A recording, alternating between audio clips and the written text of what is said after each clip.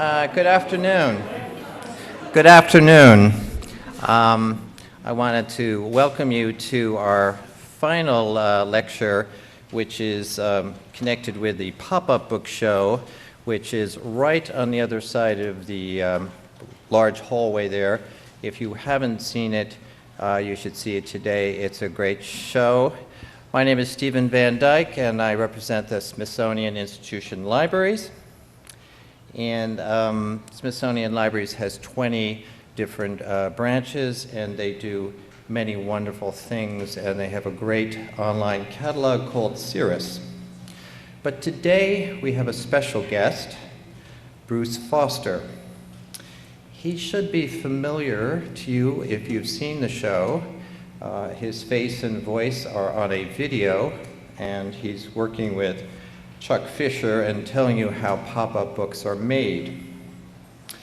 Bruce studied at the University of Tennessee, and then he started working for a freelance agency in Houston.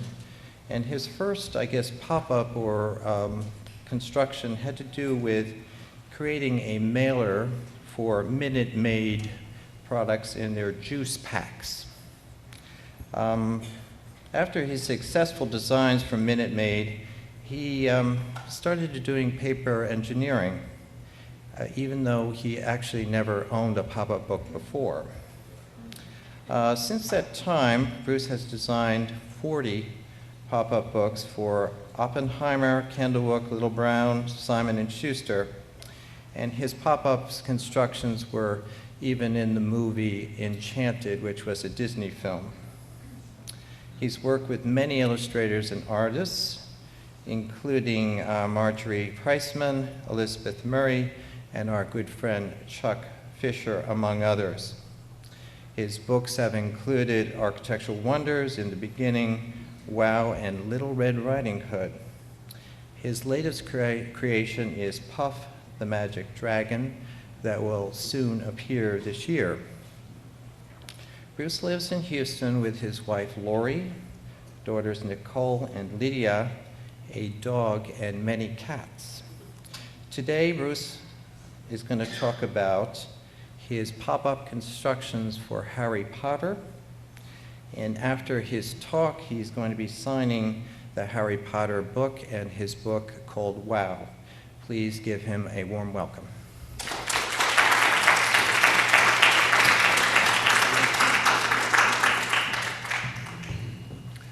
Well, thank you, Stephen. I want to have a call out first to Susan Frampton, Chuck Fisher, Sean McGee, and Ellen Rubin, who are all instrumental in putting this show together, that or the video that's playing out there. They all did a wonderful job. And of course, Stephen himself. Let's start this with a bang. I want to go back and just get this going this way. Expecto Patronum! Explore the wizarding world like never before in the new Harry Potter pop-up book from the creators of the Harry Potter films. Featuring illustrations from Andrew Williamson, lead concept artist behind the Harry Potter films. From the cobbled streets of Diagon Alley to Dumbledore's desk, this collector's item brings the Harry Potter universe to life with exciting pop-up ingenuity full of magical locations. Stand back as the Howler delivers its message. Harry Potter! Sneak a peek inside a sealed package from the Ministry of Magic. That's something you don't see every day. Browse the shops of Diagon Alley, including the colorful Weasley's Wizard Wheezes and the incredible selection at Ollivander's Wand Shop. Travel to the hallowed grounds of Hogwarts School of Witchcraft and Wizardry. Visit Hagrid's hut and venture into the Forbidden Forest if you dare. Then flip the page for front row seats at the Tri-Wizard Tournament as the competition unfolds before your eyes. Dabble in the dark arts as Harry confronts Lord Voldemort. Bring the wizarding world to life this season with Harry Potter, a pop-up book. Okay, I show that at the risk of making the pop-up book pale in comparison. So, but it's fun. It's fun. So paperpops.com is my website, and I show my work there and talk about other paper engineers that are friends of mine as well. So please visit, look around. There's a lot of information there, and I try to update it millennially.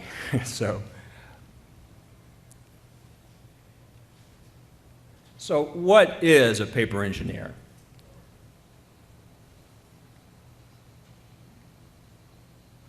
A paper engineer, I like to say, is a paper artist who makes flat paper behave like sculpture in motion. Unlike origami, which is also folded and comes up and it stays that way permanently, pops go up, pops go down, and they have to do that over and over and over. Sometimes with disastrous results. Actually, pop-up books is not the true name for pop-up books. I would prefer to call them movable books because there's really two different categories. At first, I want to talk about the movable category, and that's whenever you have a flat page with a pull tab or a wheel of something that turns, makes something happen. Many times, many things happen. Pop-ups are what you normally think of pop-up books. They become three-dimensional. Flat becomes three-dimensional. There's a sense of movement, of action through the fourth dimension of time. I'm more known for that, although I do a lot of movables as well. Here's one of my more volumetric pop-ups for the book Architectural Wonders, Taj Mahal, and then how it's illustrated later by Dan Brown. Inside the same book, we have the Sydney Opera House,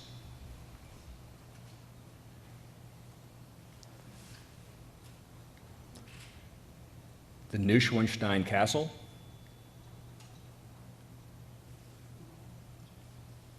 I liked that book. It was a lot of fun. Put that together. But I do a lot of movables as well. A couple of years ago, I had the opportunity to do a pop-up version. When I go to schools, the little boys love that one. The oohs or yous are pretty strong.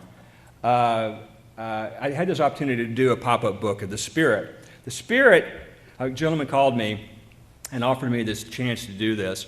The Spirit was a pop-up, was a comic strip done in the 1950s, and by a man named Will Eisner. And even though I had never seen it, I'd heard about it because I grew up reading comics. It's one of my primary influences. And the chance to work with the work of Will Eisner was really, really special. At Comic-Con, the major award is called the Will Eisner Award. He's that important to the comic book industry. I do a lot of cards that are movables with a company called Up With Paper. My name is not on any of them. It's kind of an anonymous thing. But I do a lot of cards with them. For Easter right here, there's a pull tab. Makes all of these guys up there move. Let's do it this way. And at the bottom, there's also another pull tab. Makes all of those. So it's a lot of fun when you have both of those tabs going like that, getting all those creatures to move. Here's a little Santa Claus card. Santa Claus is jumping for joy as they help bring the presents in. One of my most recent ones is a birthday card based on the Can-Can Dancers. We do all ages.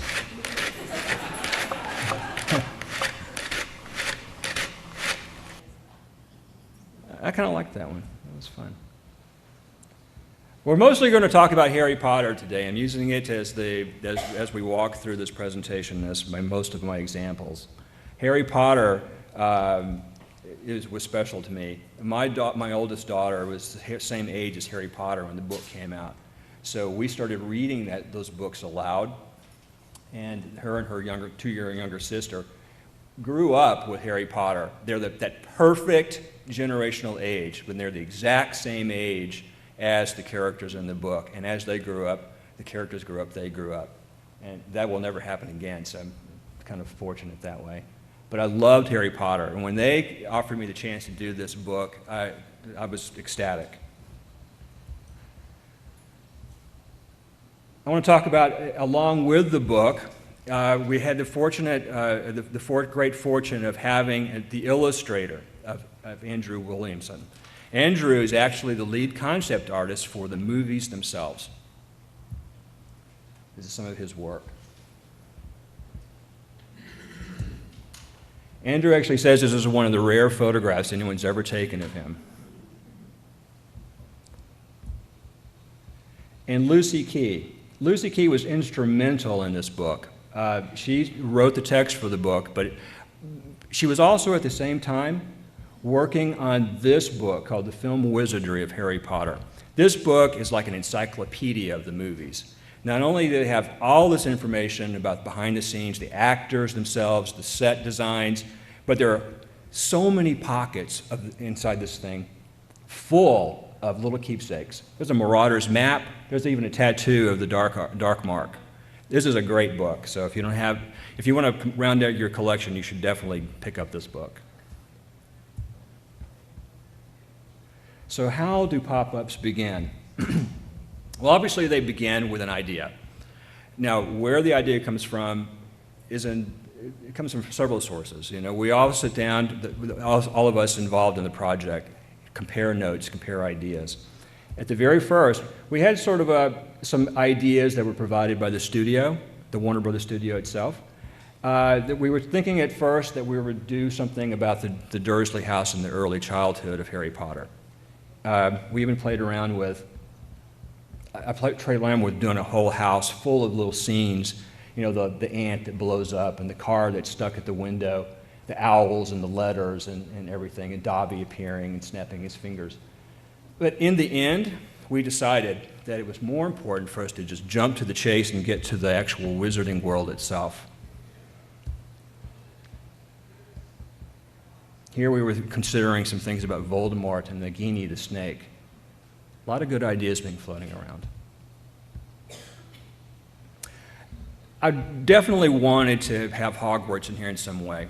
At first, there was a lot of talk about just doing the interior of Hogwarts and having the moving staircase. This was going to be kind of a tunnel book kind of a look with things that the staircases would actually move when you opened the page and stuff. But in the end, I really felt that it was really important for the fans of Harry Potter to be able to bring home a three-dimensional model of the Hogwarts itself, and that's what I really started focusing on. So the studio had suggested some ideas here, a lot of gatefolds with holographic foils and things, and just a couple of towers and stuff like that. But I really wanted to do something more true to the movie itself. So I started asking them if they could send me, I tell the kids, send me photographs of Hogwarts. And of course, there's no such thing as the real Hogwarts. So we said, so how do you get those images of the broomsticks flying over the rooftops of Hogwarts itself? How do you do that? And they said, it's because we have a model. And you see this model is sitting on a tabletop. So I like to ask kids how big that model is. I get a lot of, 4 feet, 6 feet, 8 feet. In reality, there's a gentleman standing next to it down here. With that kind of size of a model, they were able to get so much detail in that building. But that gave me some good reference for designing the pop-up itself. It gave me some ways of judging the relationship of the buildings.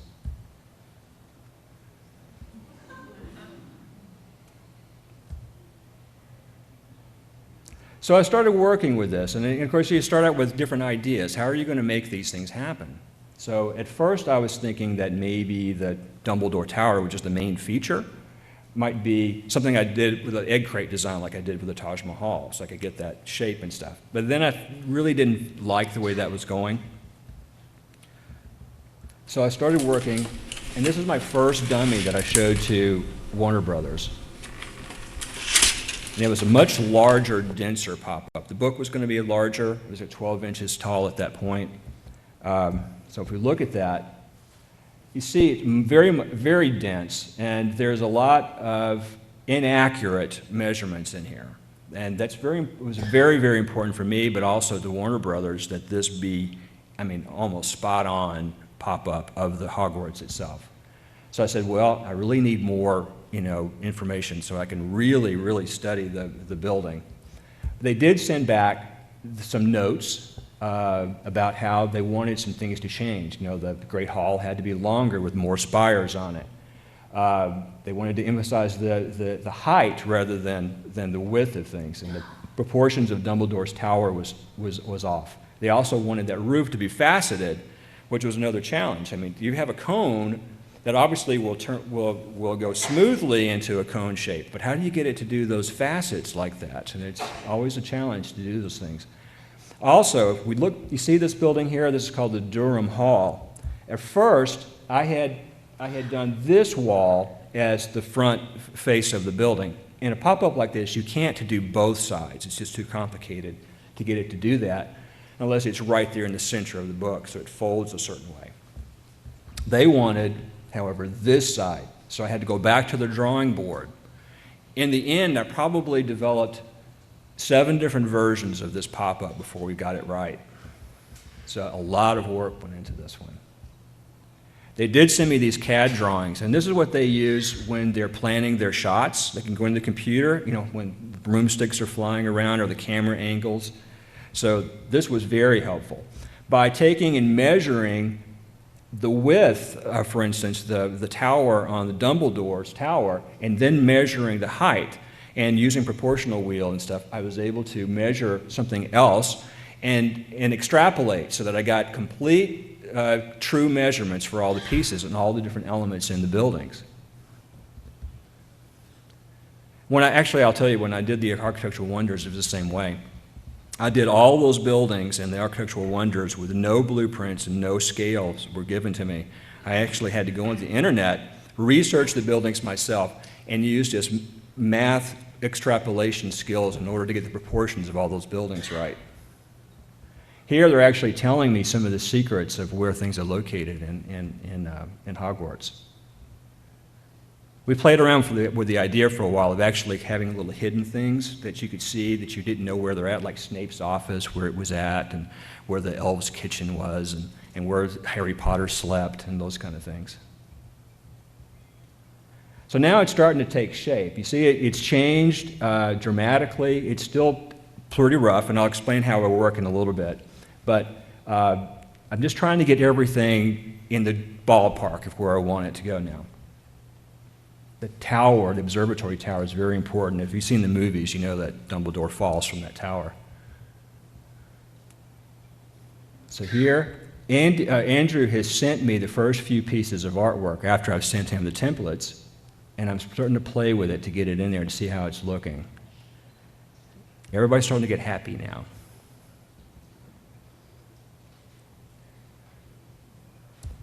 And here's my first color dummy with everything involved.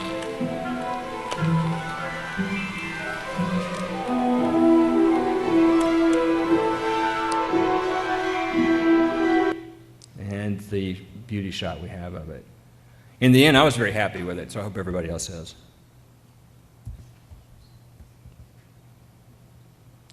So I want to explain how my work process works, and we're going to focus on the different spread in the book, and this is the Hungarian horntail dragon and how that developed from beginning to end. This is a sketch that we discussed. It was actually pretty spot on. The only difference that we really did was that we didn't put the Quidditch scoreboard in there or the towers that the kids sit in at Quidditch. Because they're basically a mixed metaphor in the movie. They're two different locations. But we did keep the chessboard over there on the side and still kept Quidditch in this scene as well, because this is really, the book was developed along themes. The place of Hogwarts School, magical games, magical creatures, the dark arts, and that's how we divided up the different spreads. So I started by studying. I went online and started finding references of people who had made models of the actual dragon itself. Photographs I found. I watched the movies up closely over and over again, stopping them and studying and sketching and stuff. But these were very helpful in starting to get it together. So at first, I was working, just trying to get this whole mouth thing, to work and stuff, and how to get that whole dragon thing going. So you see here at first, it's basically on its stomach, and the wings are going out this way. But I didn't really like that, because in the movie, it's flying a lot, and that tail is swooping around and it's trying to hit Harry all the time. So I wanted that aspect. So I twisted him back up, and now Harry swings in from the bottom, and the idea there is for the tail to be just barely missing him with that. However, and then when I sent this to them, I also told them, here's some things I'm thinking. This is just rough, but here's what I'm thinking. I know the head's not right. I know Harry's too little. The egg's going to be down there. The leg might move. And they said, also, guess what? That tail is moving. It's going to go somewhere else, a little more discreet. So here's actually building the pieces of this. It was a pretty complicated pop-up to get it to do all that as we're building this. So that's my first working dummy. And now you see the tail is in a different place. I still wanted him trying to hit Harry, and that was what I was going for. But we didn't get there. So how do I teach an illustrator? A lot of people who do pop-up books were illustrators first, and they work their own illustrations into this. My background is an art director, graphic designer. So I came at this working with illustrators and photographers as a natural part of my training.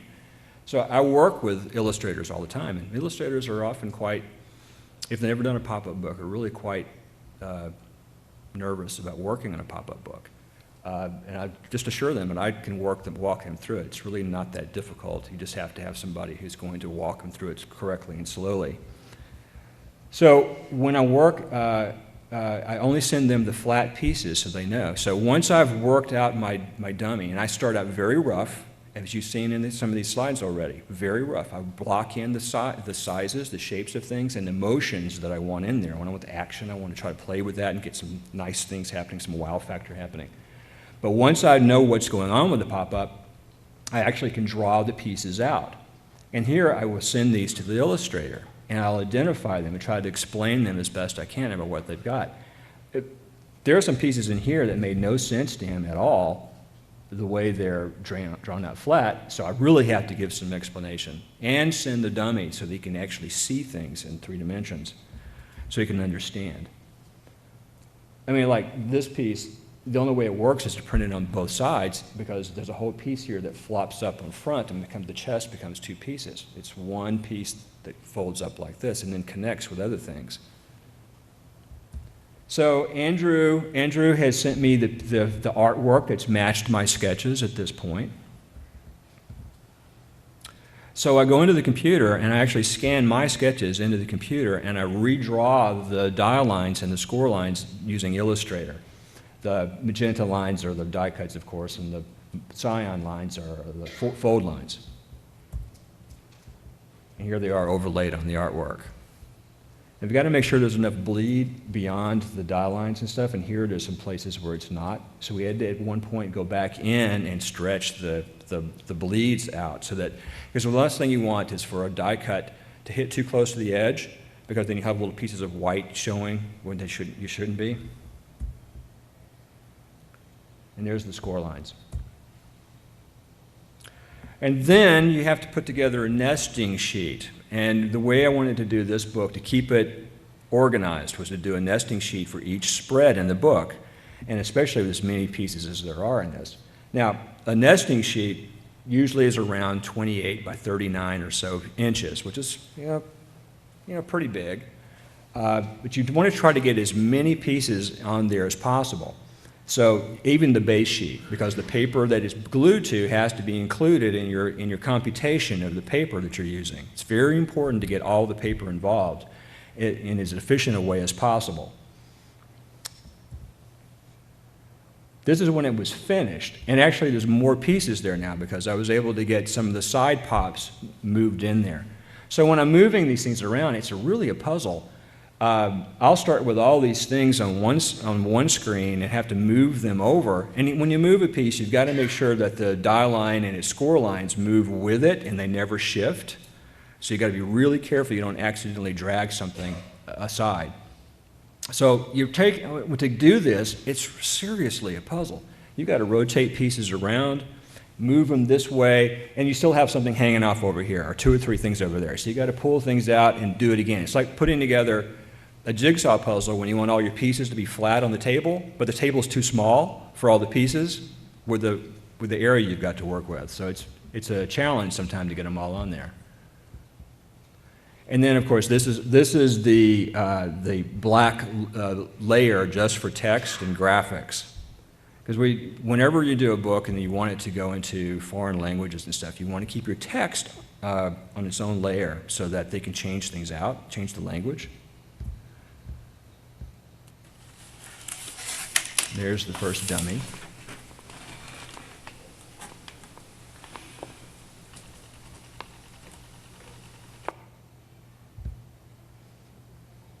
Full with everything spread out. When I did the chess piece over there, the chess piece was great. I wanted that game from the first movie because it was so important for the storyline. That's when he's after the Sorcerer's Stone, and this is something he's got to get past. Full-size, chess pieces that are really dangerous. But I wanted to make sure that it was true, that what they had done in the movie was true, so it was kind of a challenge to me. It took me a couple of hours of watching the movie and slowing it down and reversing and slowing it down, but I actually was able to trace down and actually describe all the chess moves that they made in there, and they actually did everything right. When they filmed the movie, they actually did do all the chess moves correctly.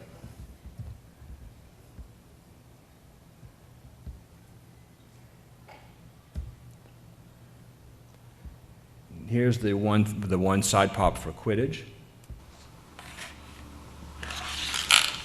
where Ron plays the keeper.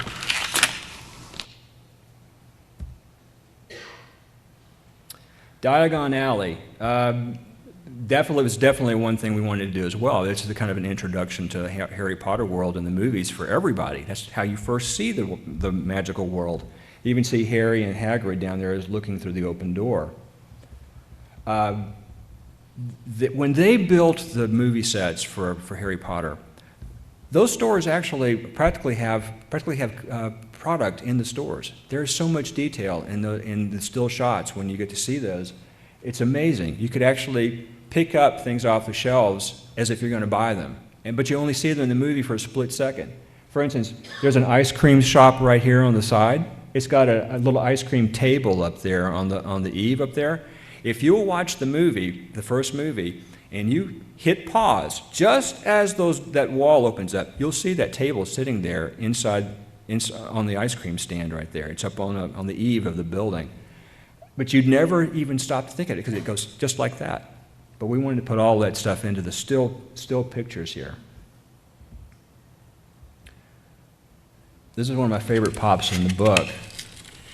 Was Hedrod's cage here. Now, I want you to, let's look at that one more time.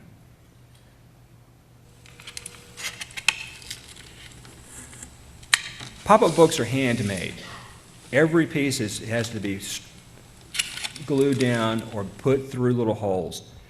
That has 3 horizontal bands, and there are 6 vertical places, so that's 18 little slits that those little paper had to be guided through for each one of these pop-ups. And that doesn't even count all the gluing underneath to make it lift up like that. And then they did 150,000 of these. So it's mind-boggling how they can do all that and get all this quantity of work done. Here's the color one.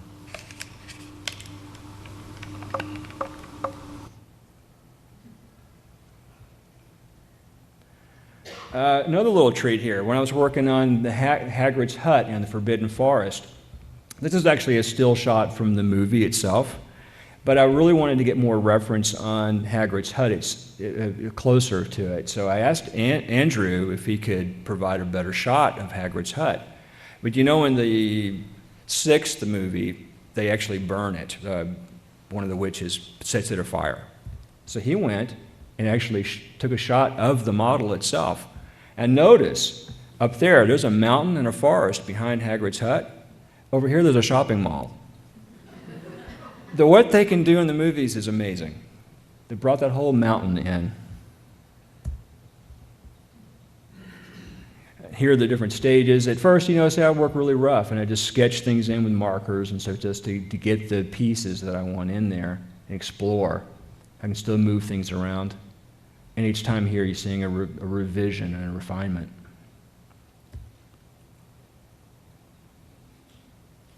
The kestrels and grop back in there. And at some point, the printer itself will make their own white dummy and send it back to me so I can verify they've done it correctly. And this is their white dummy of the Hagrid's hut and Forbidden Forest scene. And there's the finished here with both gatefolds open.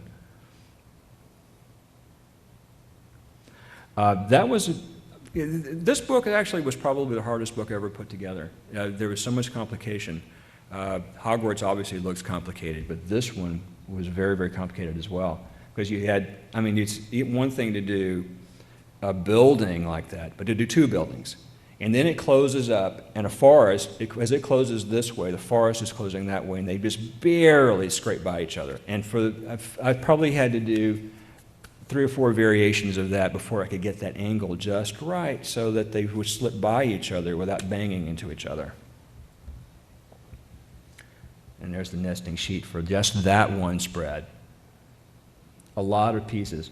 When I first started doing pop-up books, they wouldn't even let me have a glue-in spot. They would just push out kind of books. And then they started telling me that I could only do 5 glue spots. And then you get a project like this, and it's like a paper engineer's dream to be able to do this much work in a pop-up book. There's the Howler.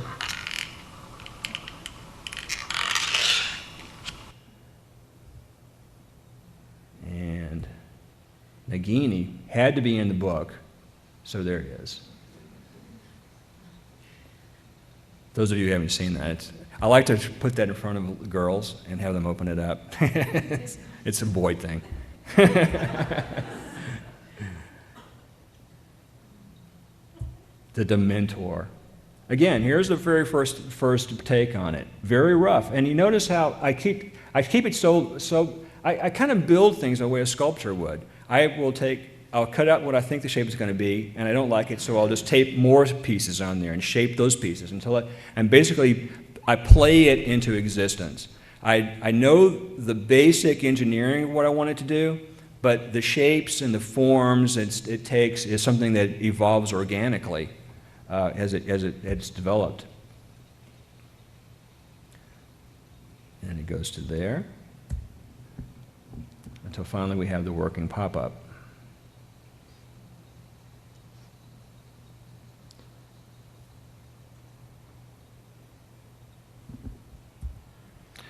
I told you I'm a graphic designer by trade, training in college and everything, so I also did all of the graphics inside the book. I didn't do the cover, didn't have anything to do with that. That was other people's work.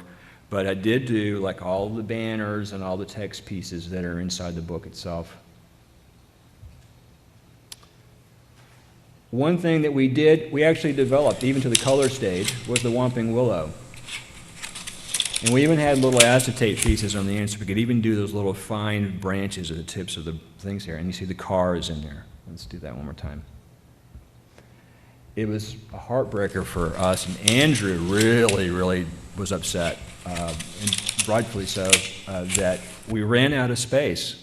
We had so much paper that we were using, and when the nesting sheets were literally filled to the gills, we had to cut this pop-up out of the book. Could not put it in, even after it was developed. So China and Thailand are the 2 places that we do most of our pop-up books. They're printed and assembled now. So once it gets over there, I send my files and my working dummies over there, and they actually would take and trace my die lines onto a big board, and they actually bend these pieces of sharp metal to make their dies to match up my work exactly. Pound them into the wood. Of course, the score pieces are doubled over so they're dull, and they just crease the paper, And of course, all the white and the black things are just rubber, just to help protect the paper when they put all that pressure onto it.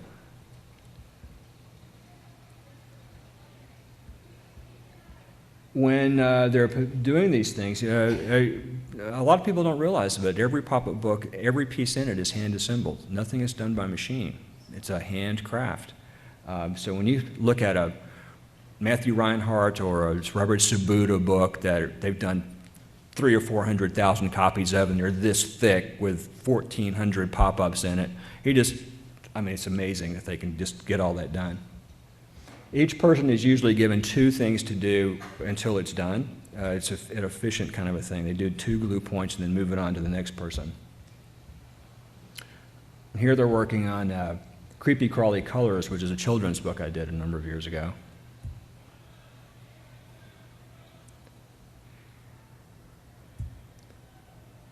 And it takes hundreds of people to put these together. At one point, I know that one company had 3,000 employees just to put pop-ups together.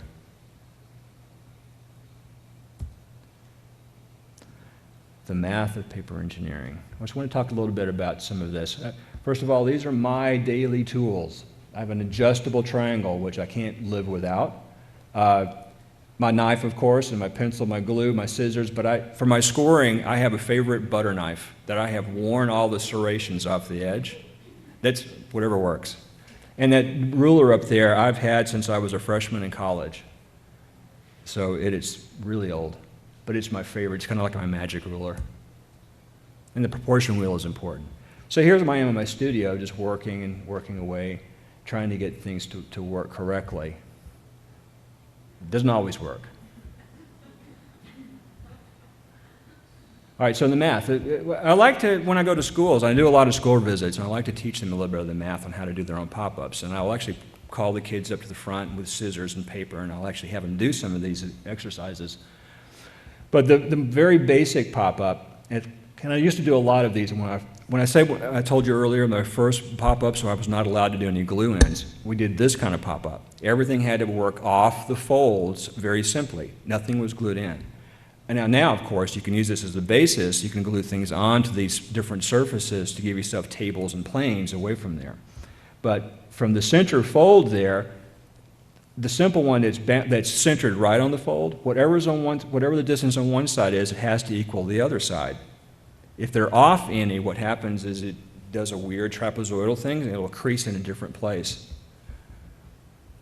When they're offset, whatever the fold line on that side to the center has to be the same as the height on this side. Conversely, the tops have to be just as wide on that side as well. So everything has to balance out like an equation. And that's how that looks. Angles are very, very important for paper engineers. And they have different effects when you use them. I would say the 2 I use the most are 90 degrees and 45. 45 is the magic number for most of what you do as a paper engineer. So here are just examples, 10 degrees, 20 degrees, and 30 degrees. They all stand up. They all stand up, but the effect is apparent when you turn it to the side. And you see how much different they actually will stand up. They also swing in a different amount. 45, sitting on a 45, swings the farthest. And that's important because that's where most of our motion comes from. And to show that, I've glued a hand on here to make it wave. That's how we get the motion in things. Most often on that 45-degree angle. But play is a rule of paper engineering. We play all the time in developing these pop-ups. So I look at that and I go, well, what happened if I glue it to the other side of that center line? Oops. Back. It gives you a high five instead of a wave. So I mean, there's a lot you can do with paper engineering, and kids can do this as well. You know, it's a really good play activity, and it teaches them angles and geometry all at the same time. It's really good. So beyond Harry Potter, other things that I've worked on through the years, well, we have that out front here, so I wanted to have a little bit about that in here. Sports Illustrated Kids called me a few years ago, and they wanted to do a pop-up book. And usually pop-up books are illustrated, and that's because there's so many pieces of a pop-up book that are exclusive of each other. Things move in front of other things, so it's easier to paint the background without a person on it than it is to remove a person from the background. However, these guys are photographers. They use photography. Luckily, they have a ton of photography of the same events. So in this pop-up of LeBron, the one photograph actually shows him through the hoops. So when you see the pop-up, the hoop is up here and they're cut away so you can see through it. But when you look underneath there, you don't want to see those lines still on his shoulder. So we had to do a ton of Photoshop work to get these to work.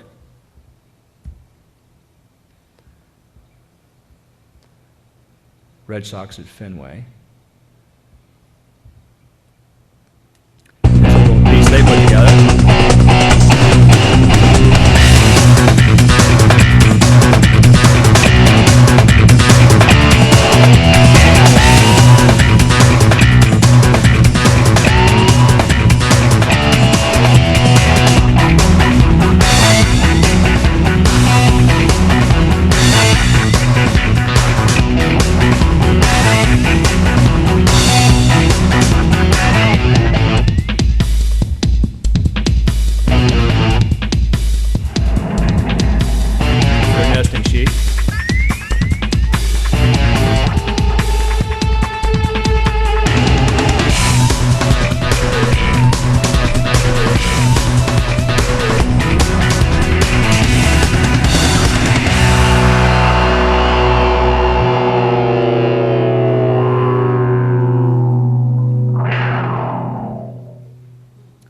Fun. They were great to work with. I loved working with these guys.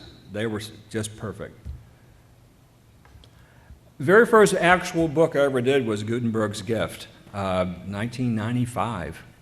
I actually, when they asked me to do this book, I actually went to the Printing Museum in Houston, and they had a working model of the Gutenberg's press itself.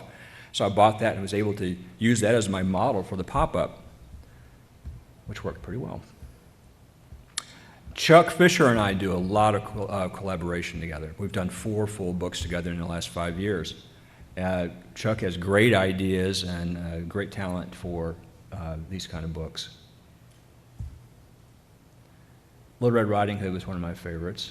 This was my first New York pop-up book from a big publisher, Simon & Schuster at the time. Here, when you pull the newspaper down, the ears move, the eyes are visible, and the tongue actually licks the sharp teeth on there. It was great. I've done Peanuts. True story. I did this pop-up of Snoopy sitting on the dockhouse, and I sent it out to California to the Charles Schultz studio, and they called me and they went, "We love this. Love it, love it, love it. Tomorrow you're getting a package, though." I opened the package the next day, and it was the blueprints for the dockhouse. I had to redo it to match his exact proportions.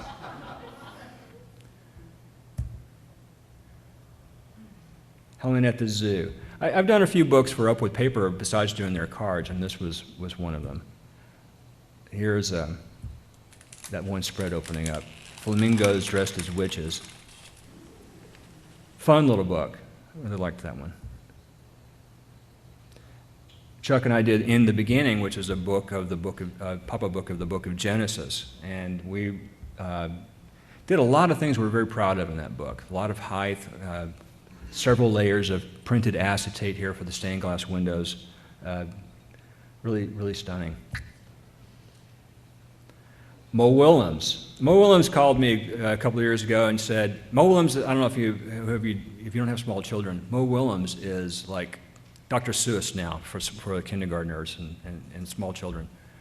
Mo used to work for Sesame Street, and he was the writer for Big Bird and some of those guys. And guy is hilarious. So he called me one day and he says, "I've got this idea for a book. I want a character to go into a pop-up book, but he's too big to get in." So he wanted, how much can we have things hanging out of the book? So we're going, yeah, we can do a little bit of that, because as paper engineers, it's all about us protecting the pop-ups, not having them hang out of the pop-up book. So, and then of course the the Disney Hyperion was the publisher, and they were going, yeah, we can we do it just one time? So on the cover of the book, just the foot sticks out the cover of the top of the book like that, because you do have logistics of putting it on the bookshelf, shipping it, and everything. But when he called me and told me he had that, that was such a perfect idea. I wish I had thought of it. The last book Chuck and I have done together is A Christmas Carol. Really liked that one. Ghost of Christmas Present. We actually have the entire manuscript of the original Christmas Carol in little booklets throughout the book. So you have the complete original manuscript. When I worked on Enchanted, they sent me just a little storyboard, and then they sent me renderings of how they were illustrating the castle in the animated part of the movie, and they wanted to open it up with a pop-up book. Kevin Lima was the director on this film, and the movie harkens back to the Cinderella golden age of Disney, and he wanted to continue that with authenticity. So instead of, he knew he could go to computer animators and have computer animated pop-ups, but he didn't want that. He wanted it to be built on the basis of a real pop-up so that you actually could sense paper moving and stuff. And when you're designing a pop-up book, there's a lot of times that things that move in a pop-up book move because they're being pushed by something else. There's a friction, there's a lift, there's a heft that has to go and be computed into that. But when they're computer generating, it goes from zero, out of nothing, things appear. And so there's no friction and there's no physics based in reality in those. So when we did this, it actually went to Weta in New Zealand, who does the special effects for most of the big Lord of the Rings movies and things like that. And they had a hard time actually getting the physics right when they were computer generating this based on the pieces, again, templates, just like I do with illustrators. There were 3 small pop-ups at the beginning. Toward the end of the movie, there are about 4 minutes of other pop-ups that were a totally different approach. Kevin, when he saw how well the pop-ups at the beginning of the movie were working out, he wanted to close the movie with pop-ups. But all of that was movies that were already filmed or were being animated. You know how long it takes animation to go on. So we had to work on finished film and adapt pop-ups out of watching little scenes and find the exact moment that you can stop it and make it turn into a pop-up, either opening or closing. It was a totally different experience for everybody than the front of the book.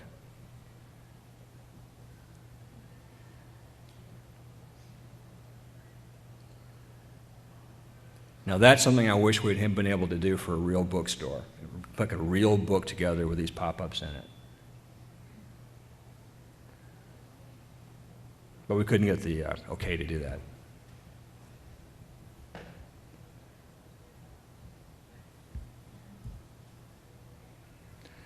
Currently I'm working on a couple of projects, and one is a pop-up book of the National Parks of America. This is the Grand Canyon, and the illustrator, Dave Embers, is using a style that you think of as Smokey the Bear, you know, like from Davy Crockett, you know, the old Yosemite Park, you know, the little signs they put in those old parks with the timbers and the log cabins and stuff. And so he's using that kind of a style, which is working really nicely. Here is my white dummy for the Smoky Mountains. Even have the observation deck that's on top of one of the mountains up there. And then there's little small pops, in this case some little bears climbing a tree.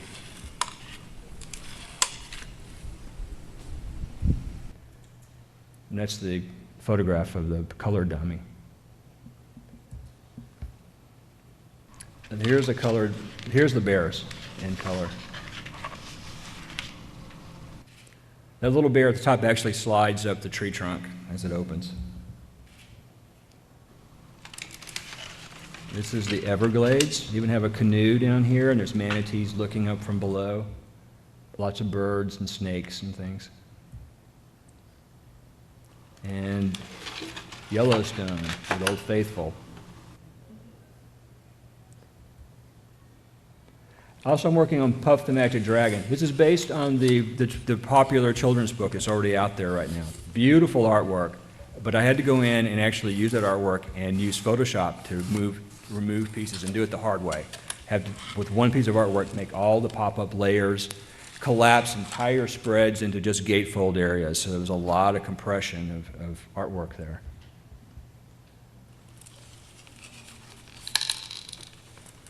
This is toward the end of the story where Jackie is finally growing up and is leaving his fantasy land, and the dragon is very, very upset. Jackie's up there, and he'll disappear as the spread is open. Poor Puff. And that's what I've got for you guys today.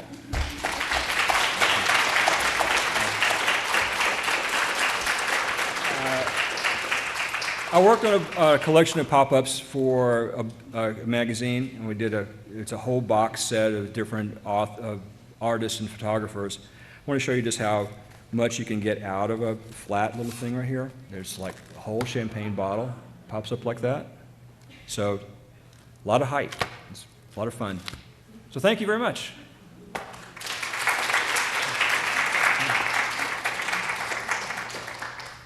have a few minutes for questions. Does anyone have a question for Bruce? Yes, ma'am. Two questions real quick.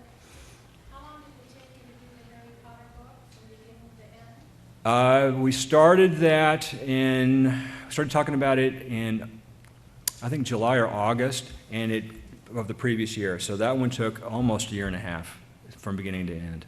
My work, part of it, probably took 7 months, and then China took the rest of the time. So. And then the other question, because it's all handmade by individuals, I'd be real curious to know how many mistakes are made, because, every time you move everything, you rip something or pull the glue or cut it wrong. I mean, it's so exacting. Yeah, that's a good question, and I don't know how much overage that they have in their quality control, but it's a big deal to try to make sure that what they actually end up with and ship is the way it's supposed to be. The more complicated the pop-up books are, the more I'll open a pop-up book and I'll see something it's not quite right this time, but the next book it'll be perfect in. So, I mean, it's when you ever have a human element involved, there's going to be some variation on that. So, I mean, even just having if you close it with the glue wet too soon, if the glue oozes out and touches something else, it can affect the pop-up. So we just hope that we're working with good printers who have good quality control. And the saddest thing of all is a child gets it, rips it. I try to advise people who are afraid of that kind of thing that a pop-up book is a very special thing. It's a very delicate thing. It's a craft that it's not a toy. Parents should use that as an opportunity to bond with their child. Put them in your lap, walk with them through the book, and so they learn to respect the books and how delicate they are. My daughters grew up that way and never, to this day, have torn a single thing in a pop-up book. So I'm proud of them for that. Anybody? Yes, Do you ma'am. have any problems with piracy?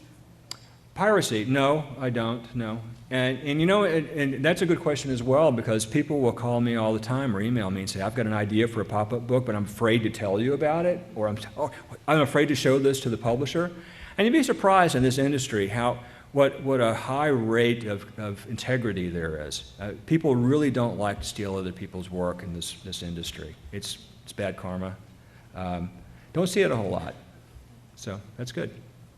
Yes, ma'am. You mentioned that you work with schools. Can you talk a little bit more about that? Sure. Well, I do school presentations. When I go, I do a 45-minute presentation. It's something like this, but a little different. But I work with the children. I walk among them, show them things, walk them through the math of it a little bit, have them come up and work with me on stage, and we teach them things. 45-minute presentations, I do 4 of those a day when I visit the schools. So whenever they're interested in doing that, I do it. So yesterday I was up in Frederick and did 4 presentations for free, actually, because the mother of 2 of the children was the woman who first gave me my break in the pop-up business. She lived in Baltimore at the time, And she gave me the opportunity to do my second pop-up. My first one, as Stephen had said, was this high C juice sort of publicity thing.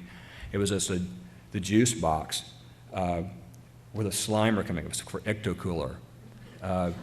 Marketing. That was called Wild Apple. It was a bright green juice. It was their worst seller until they put Ecto-Cooler on it, and then it was their best seller.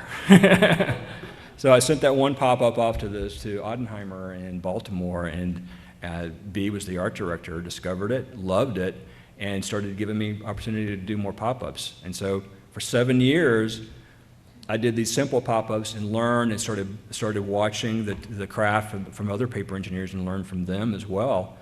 So by the time you saw Gutenberg, which was my first book, I'd already been doing 7 years worth of pop-up work before I started feeling comfortable that it was, decent enough. So, anybody? Yes, ma'am? Well, just to comment, I want to thank Bruce for today, but also thank him for his generosity.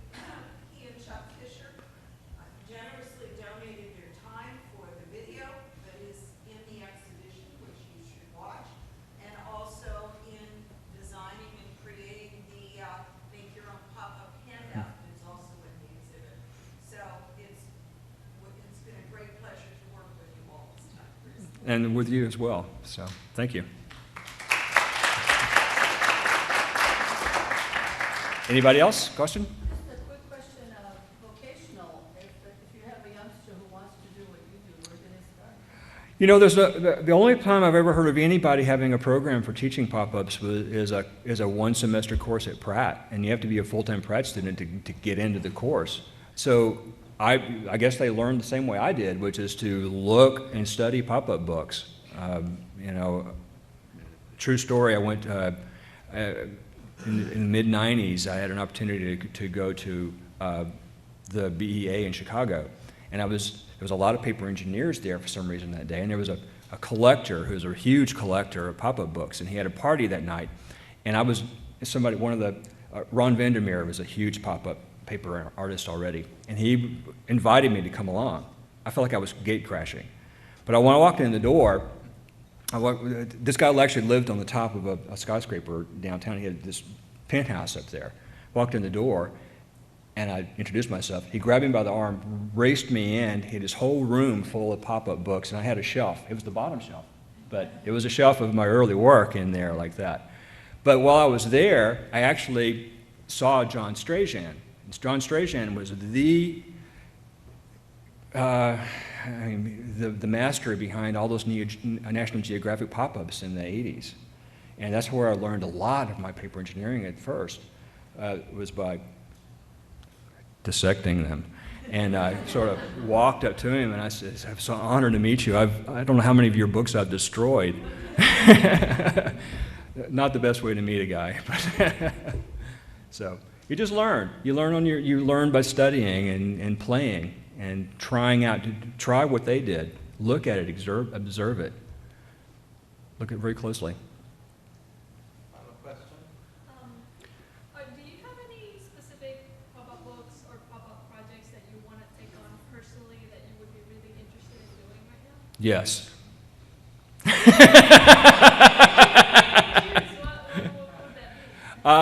Well, I have a couple of. I really would like to do a nice big giant version of the North Pole with Santa Claus. That would be really fun. The different aspects of Santa Claus life up there. I'm real interested in doing something on the Chinese zodiac year of the animals. There's a really nice story behind that. I would think that would be a nice pop-up book. I've got several ideas. So, thank you. You can't have them. I want to remind you there is a book signing outside with Bruce, and I want to thank you all for coming. Thank you all very much.